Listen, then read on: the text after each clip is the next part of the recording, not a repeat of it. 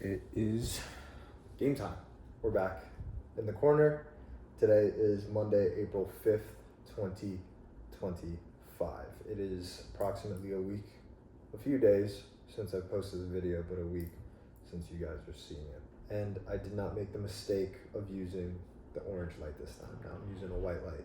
Today's video is going to be primarily what's going on with me in terms of how I'm feeling about the business, because there are a few things I do want to talk about in regards to feeling burnt out, as well as kind of feeling lost in the sense that you don't really have a grasp of what you're doing.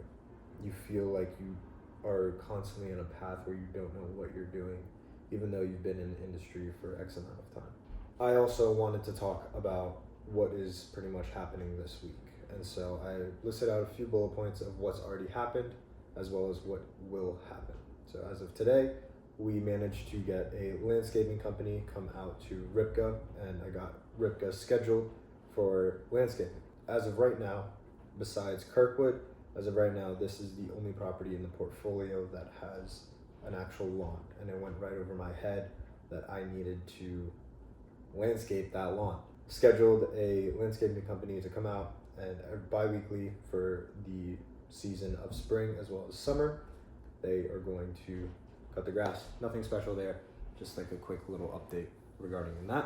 Next, we finalized on a tenant for Ripka Unit 1. So we have a new tenant. I won't disclose any of their information, but they seem like a great candidate. Looking forward to meeting them.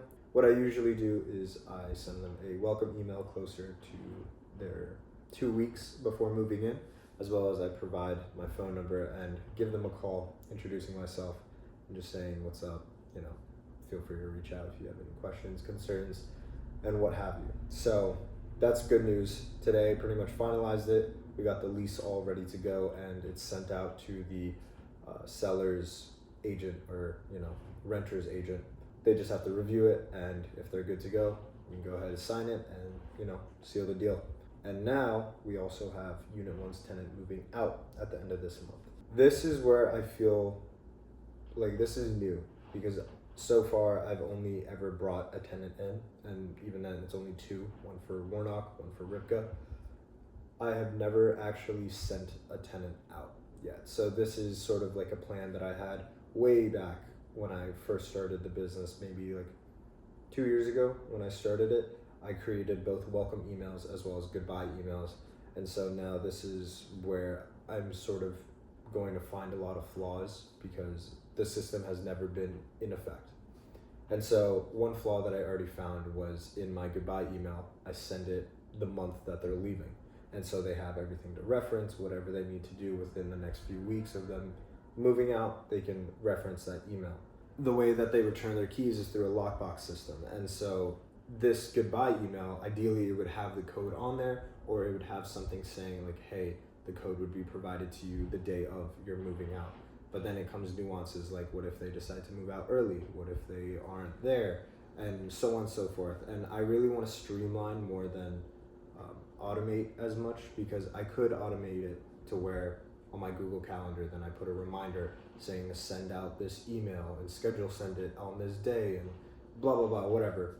Or I could streamline it and just, this tenant has been with me for the entirety of the year. He's been very transparent. He's been very communicative. Just put the code in. What is the big deal? It's a lockbox, $15. And so I'm kind of fighting my brain. Okay, maybe not $15, but I think it's like $30. I'm fighting myself, looking to either streamline this process, or do I sort of just automate it? And maybe they're one and the same. Maybe I'm kind of getting the lines blurred up and I'm looking at the nitty gritty of everything, but that's sort of where my brain is like fighting itself. And right now I have an email schedule sending for tomorrow, pretty much explaining the entire goodbye email to my tenant.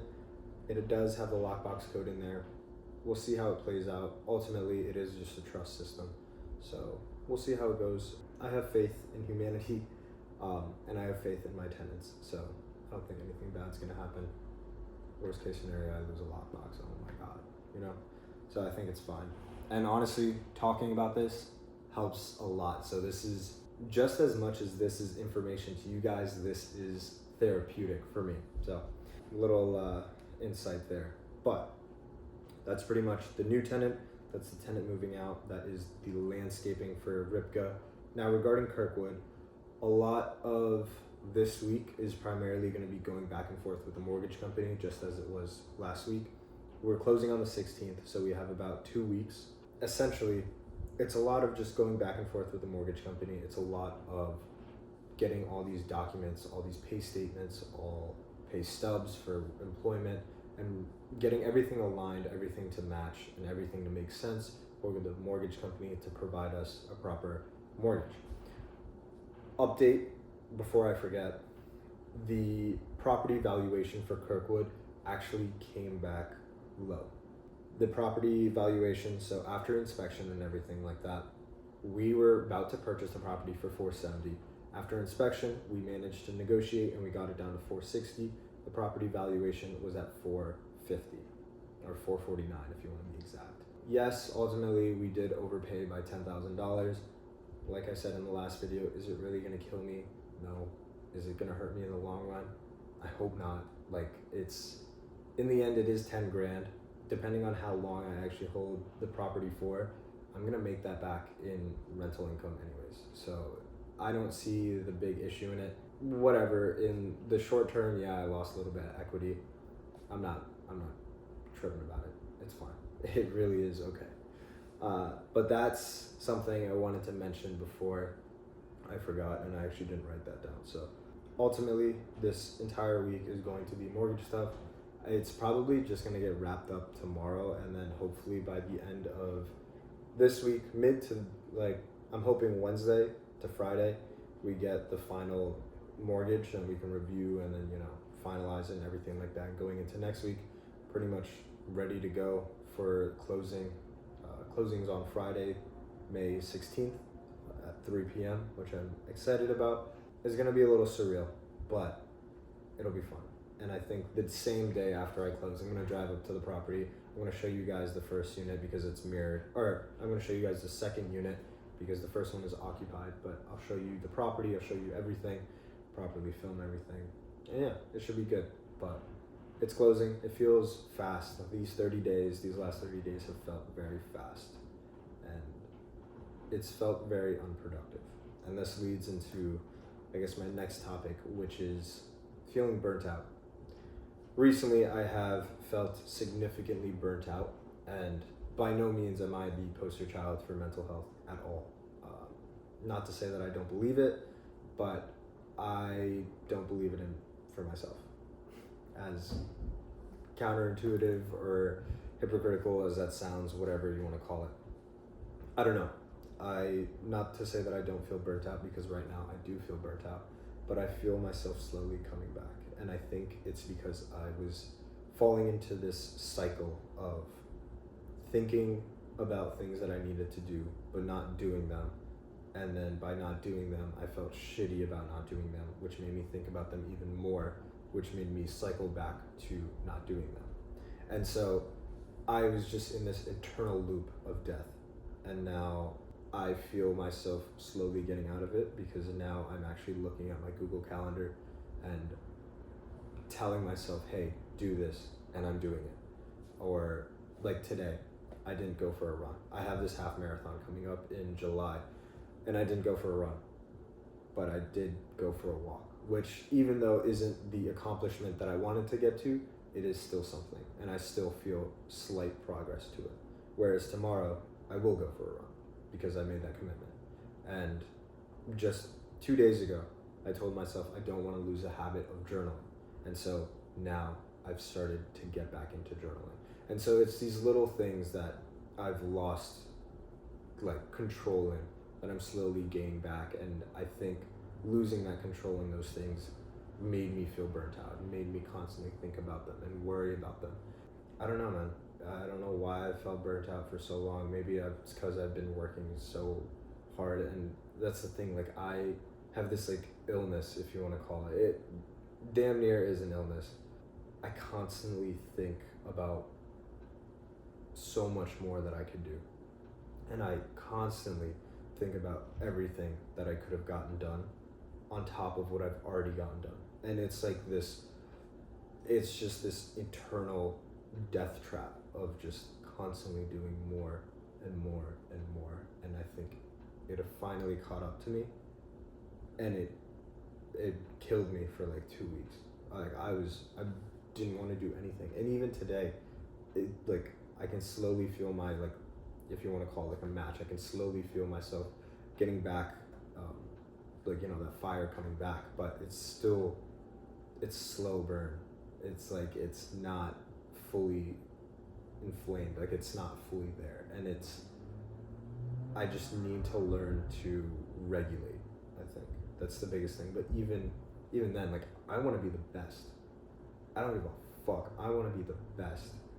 And I have such a big obsession over this, and being the best and being number one and building this company to help people. And it's like, doing that requires full commitment and full obsession. There is no balance to that. And I'm fine with that sacrifice. I didn't realize that it came with such a hard crash, and I need to regulate that crash. If I can fully get to that right side and be like all in and mitigate as much of that crash, I'll be fine. And so that's sort of the balance that I'm trying to figure out, as well as that's sort of how I've been feeling in terms of my work ethic and my workload. I just feel like I haven't been doing much. I don't know what it is, man. Maybe I feel disorganized. Maybe I'm tired. I'm definitely not getting enough sleep. You can probably tell it in my bags. I'm getting enough sleep. Let me rephrase. I go to bed around like maybe 11, 12 o'clock. The thing is I'm not falling into that REM sleep, so it's fucking me. It's screwing me every single morning. It's so tough to wake up. And it's so hard to just mentally function with that just brain fog constantly. Regardless, another big thing I wanted to mention, and I keep looking there because my laptop is there. All these documents that I'm saving internally, I have to reorganize. I want to be able to reorganize my White Wing, I guess my business, because it lives on my laptop for the most part. I want to be able to reorganize all my files, and I want some sort of like categorization. I want some sort of template or like a pattern amongst every single file there is in its naming convention, and it's the way it's saved and what folder it's saved in and all that stuff. And to a degree it is categorized. With how burnt out I've been feeling, Kirkwood has not been to the same organization standard as Warnock or Ripka has been. So I need to go back. I think I'm going to do a full overhaul on the entire company and just resave everything, name it all properly, and just properly get everything organized and categorized. So that's going to be a big thing, because there's a fuck ton of documents. I don't even know how many, but there's a lot of documents on that computer that need to be saved. Creating stuff like that, it just takes time, and feeling burnt out right now is not helping at all whatsoever. And so I think it's sort of piling up on me that I need to do all these things, but my body's not letting me, and my mind is just elsewhere right now, and I just don't know why. In my mind, I've been telling myself one day at a time, but at the same time, as each day passes by, I'm not doing much, and it's really, really slowing me down. I was telling my roommate the other day that recently I've noticed I'm becoming more indecisive on things that I should be decisive on, and I should be making decisions like that. Like I should be able to coherently look at both of the options and quickly just make a decision and keep moving. I'm not able to do that. I don't know why. Like I'm slowly, like, that skill is slowly like fading away from me, and I'm not sure what is going on. Because to me at least, in the business world, to be able to make a decision fast and pretty accurately towards whatever your goal, your mission, or etc. is, you will be successful. These questions that have high level importance that you can make multiple times in a day and make these decisions multiple times in a day, you're gonna be killing it. You're gonna be tenfold. You're gonna be running laps around the next guy. So it's like, what is going on? Why am I losing this cognitive like understanding of this is the answer or this is the answer? Pick one that aligns most with either your values, your ethics, the business, the mission, whatever it is, and keep going. I don't know why I keep fiddling around with both, trying to get both answers. So that's another topic that my brain just went into. Lastly is not feeling like I know what I'm doing. A part of me genuinely feels like I don't know what I'm doing anymore. Like I don't, not to say that I don't want to do real estate or I don't want to do this business. That's not what I mean. And more so the fact that I've dedicated 5 years of my life, since sophomore year of college is when I started this. I've dedicated 5 years of my life to learn this industry and to just see it all the way through. And you would think after a good amount of time, 5 years is not, it's not anything crazy, like it's not a decade, but it's not chump change either. Like that's 5 years, that's a good amount of time. You would think you would have some sort of understanding of what's going on in the industry, of how to maneuver deals, how to, play your cards right. And maybe to a degree from the outsider looking in, sure, it looks like that. But I promise you from the insider looking out, dude, I have no idea what I'm doing. Like it genuinely feels like I have no clue every single time. Like everything just feels new every single time. And maybe it's because I'm not doing 6 deals a year, 5 deals a year. You know what I mean? And it's just not repetition. Maybe it's because it's one deal a year. But even then, buying a house is something of substantial, like there is substance there. It's not like you're buying a car. It's not like you're buying something small. Like this is an asset class that you should understand through and through. And for some reason it feels like every single time I get into a deal, I feel like I don't know what I'm doing. And I don't know if maybe with time it comes to where I start becoming more understanding of the process, or maybe I begin to, grow. Maybe I'm overthinking it. Maybe I just don't trust myself enough. Who knows? Definitely going into this deal with Kirkwood doesn't feel like I know what I'm doing. Only because this piece of doubt in my mind that I won't get that top unit rented is very high right now. Like I keep saying I don't know, but truthfully, I don't know what I'm doing. Like a lot of this, and I pray to whoever is looking after me, but a lot of this is luck. For a good chunk of it is luck. Don't get me wrong. I've put in my work. I've put in my hours. I've stayed my ass at home while people go out, the corny shit. People go party, I stay at home, I work. People go drink, I stay at home, I work. Events I've missed, family gatherings I've missed. I've put in my hours, without a doubt. But at the same time, I need to show my gratitude towards the luck that I've been giving. Yeah, that's really where I'm at. I'm extremely, extremely tired, as well as very confused. I'm very confused as to if I know what I'm doing.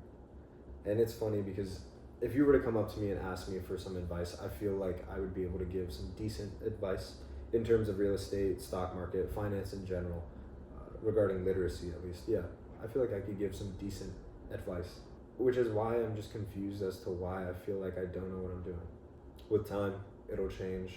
Maybe it won't. Who knows? I have a feeling that every person that has gone through whatever phase you want to call this lonely chapter, I've heard multiple names. I truthfully just hope that this video helps, only because I feel like other people have gone through this, and 1, have not documented it, or 2, have not talked about it. But I hope this video helps in the sense that you're not alone. I am 24 years old. I also wanted to state my net worth on here. I'm 24 years old with a net worth of $584,000 and some change, whatever. But with a net worth of $500,000 at 24 years old, and I still don't know what I'm doing. Not to say that I should, because goddamn, I'm 24, bro. I literally can't even rent a car. I have to be 25 to rent a car. This video could help a lot of people to know that you are not alone by any means if you feel lost or if you feel like you don't know the industry you're in.